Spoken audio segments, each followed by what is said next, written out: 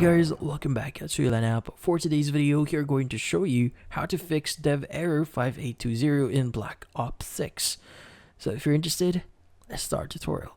Now in this case, if you're looking for a solution for this specific error here, it's not necessarily a solution or fix that you could do here, but a workaround that you could do to possibly avoid getting this issue. Because the actual fix for this one is to basically just fix the actual bug or problem in the game itself, which in this case will depend on the release or patch updates that we'll be getting later on.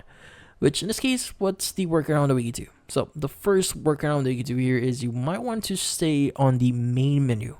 So one of the primary causes of this error is being on other tabs like the settings or firing range. So when the game is loading or starting the match, so you want to avoid it. So try to stay on the main menu lobby screen while the game is loading. So this can help prevent the error from popping up.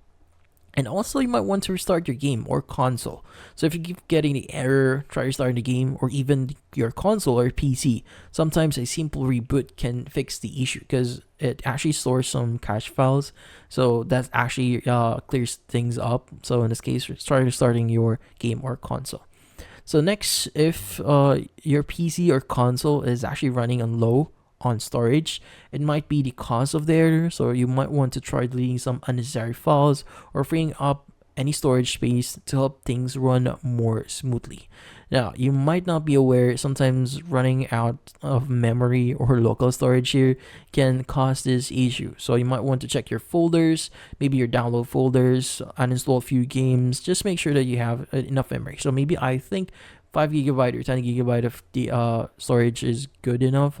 So yeah, and that's about it. So hopefully this video was able to help you. Like and subscribe to Suilan app. Thank you for watching.